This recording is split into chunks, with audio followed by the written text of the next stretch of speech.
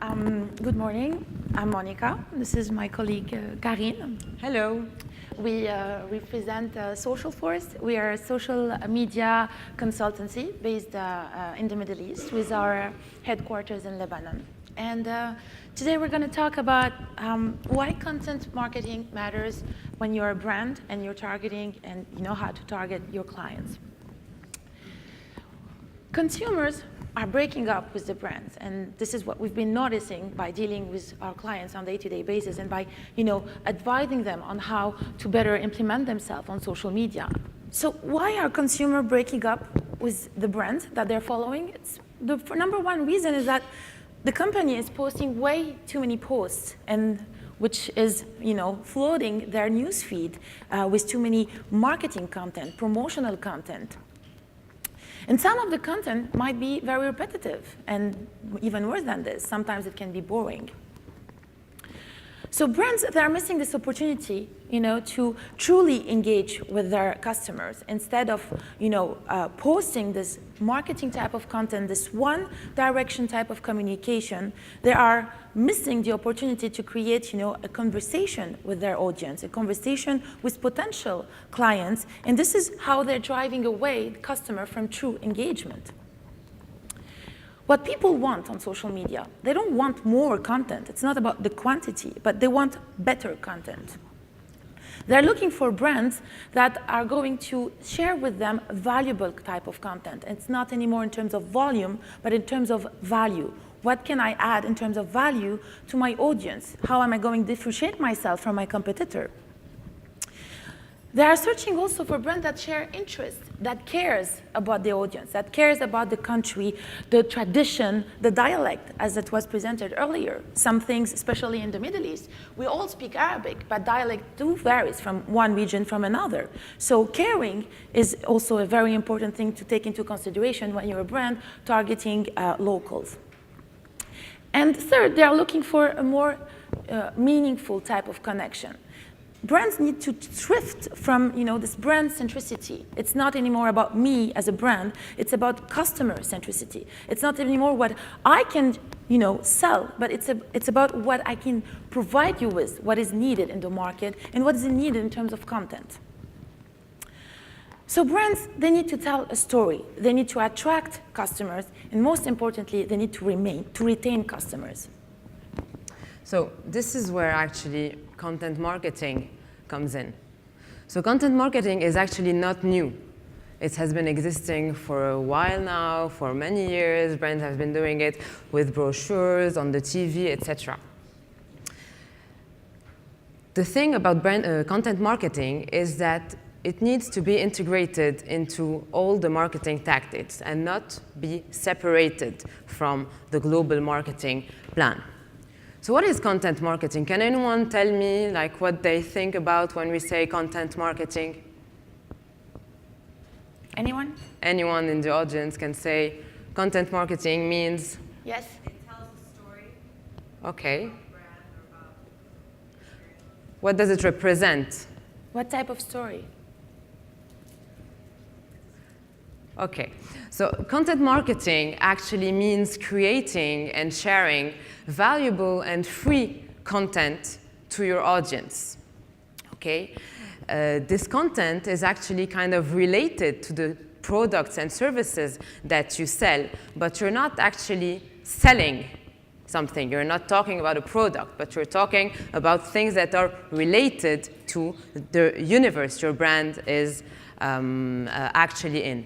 So the idea here is to push content in order to attract and convert prospects into customers and customers into repeated buyers by telling a story related to, as I said, the products that you sell, in order for the consumers to be able to know you, like you, and trust you, to be able to do business with you, and for them to like you and to want to follow you and buy your products. So there's a huge difference between content marketing and traditional advertising. We all know and we are all bothered by traditional advertising today, whether it is online, offline, on TV. Everyone is kind of annoyed because traditional advertising interrupts the client and the consumer in a variety of ways. And it only captures clients and the consumer's attention for a short period of time. It doesn't bring anything valuable to the consumer, and it also tends to be very expensive, especially if the campaigns are not a success. Whereas content marketing actually gives valuable information through different types of content. This can be through blogs, articles and posts, podcasts, videos, infographics, and so on.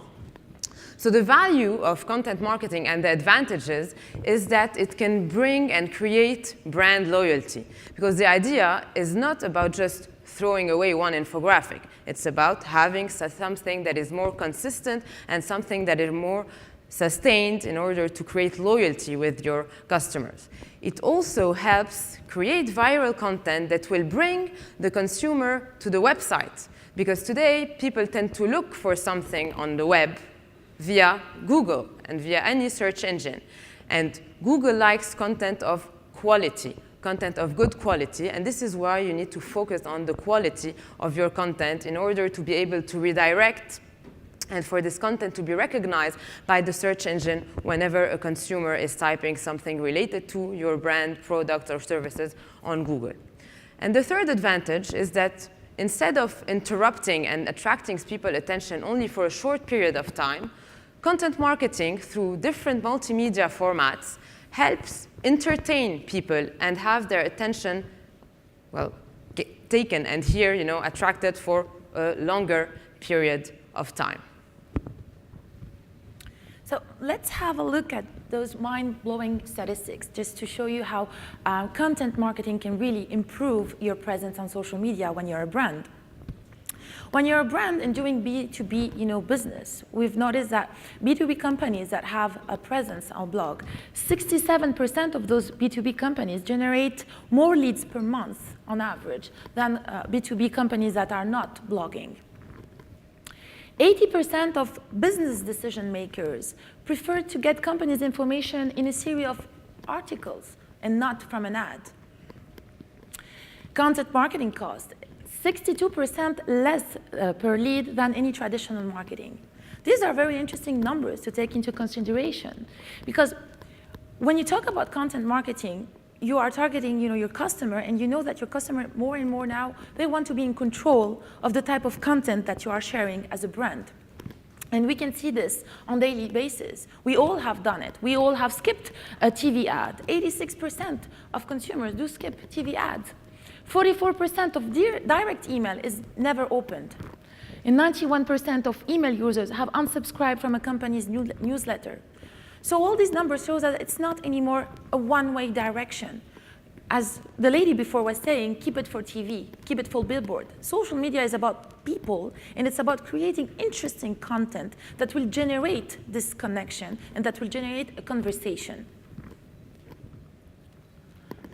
So what we have learned mainly over the past year and the year before is, well, first, tactics get oversaturated. You shouldn't think about a one-shot because, well, it's not only about throwing one infographic with a nice design and just be happy about it. You need to be more consistent and think about the next step and the next step and the next step. The second thing is that it's not about creating the buzz. Well, many people come and see us and brands, and they're like, oh, I want to do something that's going to go and create the buzz. Well, what we tell them is that actually the worst way to create a buzz is to go and say, I want to create a buzz. And it's not about throwing stuff all over your wall on Facebook or your timeline on Twitter. Well, simply because now we can notice, and for people working in social media, they all know that organic reach, especially on Facebook, has drastically declined. You have to pay in order for your content to appear on people's timeline. And this was not the case like a few months ago or a year ago. So this is why you need to have certain types of content that you're going to go and push via Facebook advertising or social media advertising to be sure that people are going to see it. This is why it has no interest, you have no interest into throwing all parts of stuff on the wall. And not everything is going to be a success. As a brand, you always want to go and want people to love everything that you do. Well, on social media, you just need to accept the fact that some stuff that you're going to do are not going to be as successful as other initiatives that you're going to do. So what you need to do is you have to think about what you want to achieve. You have to think about a strategy that can help you achieve your business objective. This is where you need to think about the people that you want to target, the objectives of why you are targeting these people. What do you want to tell them? And these objectives should be linked to the business objectives of your company and not only to the communication or marketing objectives that are set by the marketing department.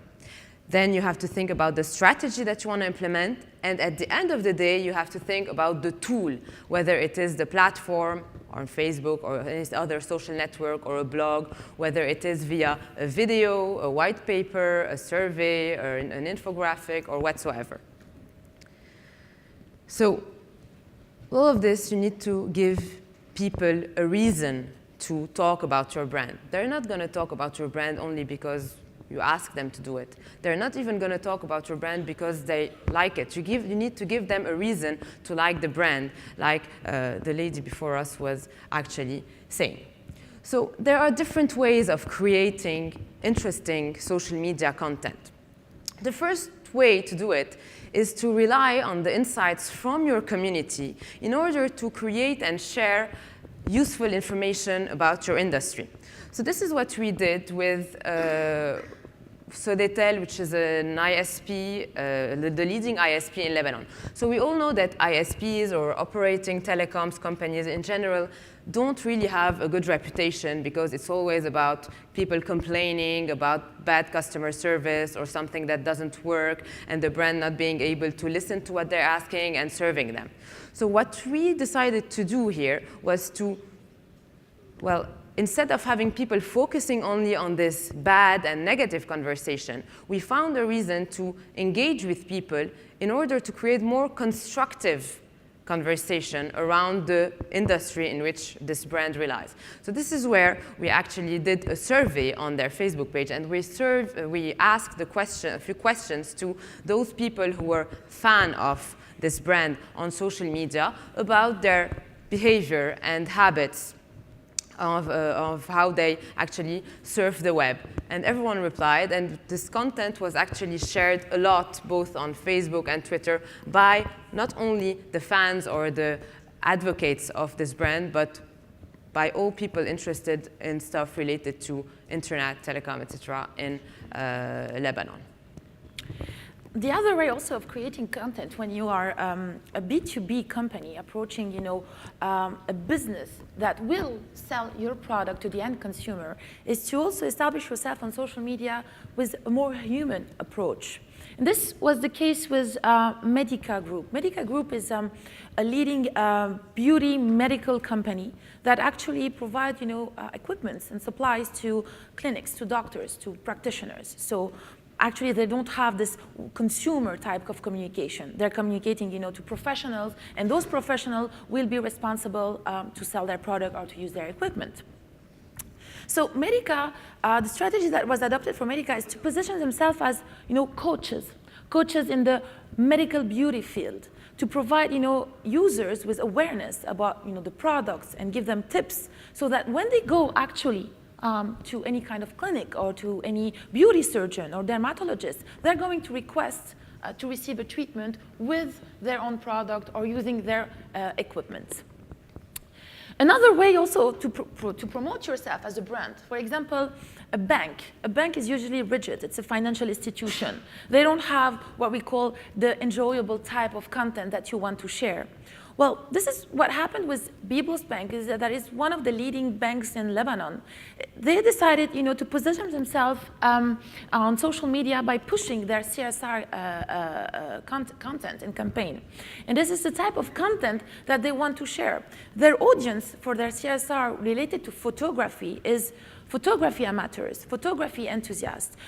They want to promote and to help Lebanese photographers to reach, the artistic scene. And this is how they're trying, by creating tips as well and to promote some infographic and helping them, how to better create photographs, how to better, perform on the artistic field.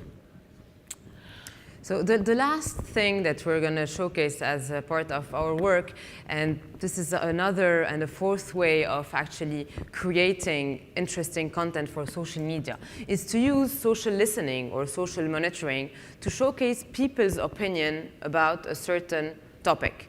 So this is what we did for our own communication as Social Force.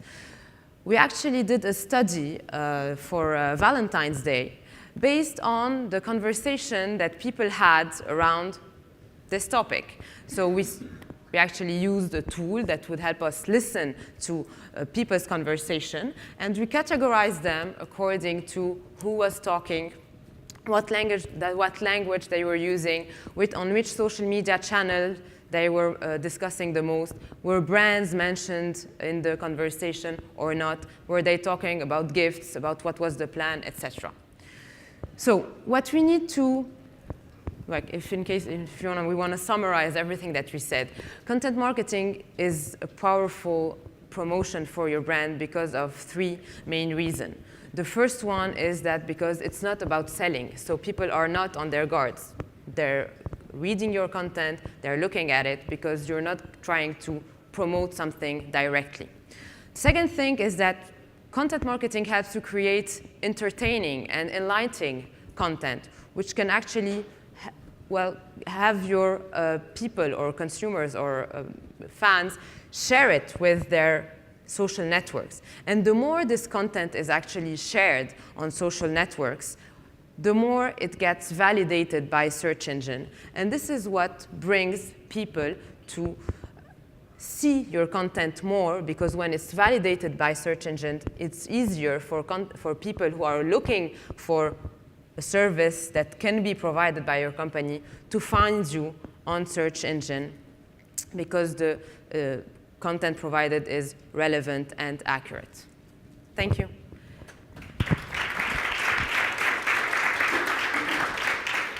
So, I don't know if anyone has 1, 2, 3, 4, 5 questions. We have 5 more minutes, I think. I think we have less, but there. Yeah. So you mentioned something about the Facebook algorithm, like basically hurting brands and their content not being shown. So how do you guys deal with that? How do you sell that to your clients when they ask you why isn't their content, why isn't their engagement rate high? The problem with Facebook is that when Facebook started back at the time, everyone was using Facebook because it was not cheap, but free. It was a free way to actually go and push your content and messages out there. And then, well, we all know the story of Facebook, IPOs and stuff, so they need to start making money. And this is where you notice and you actually see when you go on and you watch the Facebook, you check the Facebook insights, there's a huge decline, as I said, in the reach. So what people have to understand and what brands have to understand is that they have to invest on a certain budget that is still less expensive than what you can invest into traditional marketing in order for them to be able to push this valuable content of quality. You're not going to go and invest into pushing just a promotion about something happening with your brand or a product or service. No. We advise them and we recommend them to create a valuable content that has nothing to do, with what they are selling directly, and to push this content for people to see it and to be able to share it. And this is a way, for them to create kind of a different relationship with the people they want to target and convert them into customers. I would like just to add one thing about your question. It's also about the quality of the content. The way Facebook is built, it's checking the user's behavior on what type of page this user is going, what type of interaction this user is having, what type of interest this user is sharing with their friends. So if your content is more likely to be part of the interest of the user, you will have more likely chance to appear organically on his news feed. And this is when the content comes in, and it's really about creating a valuable one that is linked to your industry to where you're operating in. I mean, if you're operating in the beauty industry, you're not going to talk about chicken, but it's talking about things that matters and not directly about buy my product or get a 20% promotion discount or buy one, get one free. And just for you to know, just one more stat about like the whole Facebook organic reach decline. Whenever you post something on your Facebook page, only 1 people over 5 actually see this content organically. So it's nothing, basically. Yeah. Interesting. Yes.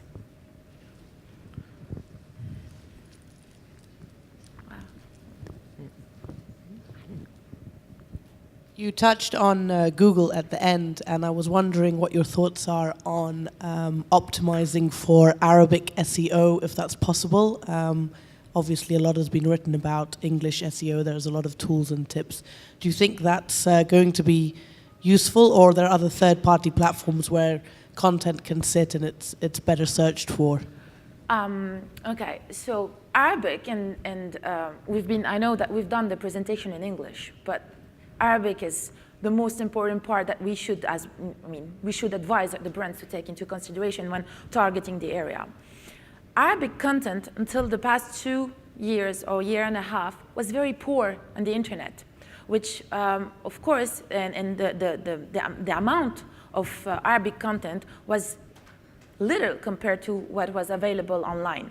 So starting to have, in your strategy, proper content with proper keywords and looking for how people are talking about a certain industry in certain countries. The way that you are talking about maybe a product related to fashion in Saudi Arabia might slightly differ of the way you're talking about it in UAE, and might completely differ the way you're talking about it in Northern Africa. And I mean, it's all about dialect. So understanding the way people talk, so that you can use the appropriate type of wording in your communication. This is how you're going to position yourself as a pioneer, maybe I would say, as a brand when you want to create Arabic content. And this is something extremely important nowadays because, yet again, brands are not doing it efficiently. And this is what they start to be doing. They should start do in their strategies. Can I just, is this on? Can you hear me? Yeah. Yes. Okay. Just, do you think, though, that people are looking for in Arabic? Are they using Google to search in Arabic for that content? Or is more Arabic content sitting on things like Facebook or Instagram, stuff like that? So, Arab people are very proud of their language. They love to read and search in their own language. So on Google, when you're in Saudi Arabia and you're a Saudi, you will search for a specific information in Arabic. You will not search it in any other language. And this is what we have understood. I mean, we're Lebanese, and we have this dual approach of things. We have the Occidental way of doing things, but we have also, we have been in the market and trying to understand different culture and tradition. And that's the difference, is that you need to adapt your strategy when you're a brand to your audience, and your audience differs from regions and from cities sometimes. Like the lady was saying before, some behavior in Riyadh is completely different than in Jeddah and completely different than in Khubar. So the way of searching is very important to do it and to provide content in Arabic so that they can find the information, because this is how you know that you're being successful on social media, especially if you're targeting the area.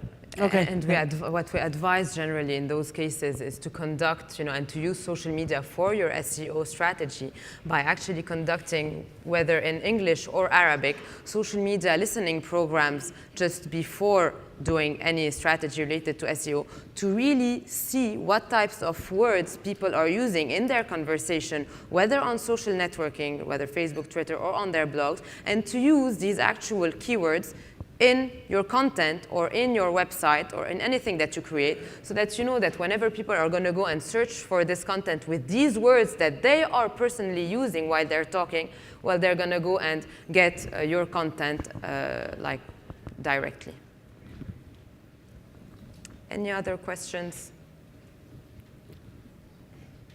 Yes? Yes? Last question. You mentioned something before in your initial stats about like people unsubscribing from newsletters and all of that stuff. And I just like to point out that don't you think that has something to do? Thanks. don't you think that has something to do with the way that people target their newsletters and the way that they form the content on the newsletters? Because, you know, in North America and other places, email marketing is still a very important channel and still one of the most effective channels, you know, but here you're saying that, you know, you're making it sound as if it's not really a good thing. Do you think that has anything to do with the way that people target content in this region and the way that they distribute it versus the way that it's done abroad, which is a lot more sophisticated and a lot more targeted based on data? Well, actually, the way that brands are doing it in the region, they're not doing it like in Northern America, and this is how it's happening. They're collecting the data, and this is how they're sending, you know, the information into an inbox, the inbox of the actual user. They're not asking at first for their permission to be able to send it. This is where you go and you receive in your inbox lots of newsletter, and then you decide just to unsubscribe them.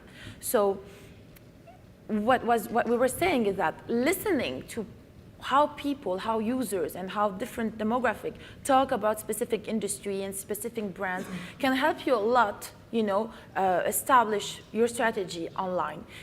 I'm not saying that newsletter is not a good thing, but depends of your business, depends of the objective and who you're targeting. If you're a B2B business and you want to target a specific professional audience and you want to keep them updated with, all the updates in the medical field or in the pharmaceutical field, then yes, a newsletter should be very interesting for them to receive. But your end consumer, he doesn't care. What he cares about is going to, the professional and receive, the treatment and the care that he's paying for and to get a result. So that's the difference, and this is how it should be done here in the Middle East. And I just also want to add one thing related to this, is that there are tools today that exist that can allow you to extract data from your social data from your audience and actually implement this into your CRMs or any tool that you use, to manage your customer relationships, send out newsletters or whatsoever. So using these kinds of tools can allow you to see what people are interested in from their social graph and actually integrate it in the type of newsletter that you send to the type of audience that you target. Okay, thank you very much, Thank you. everyone.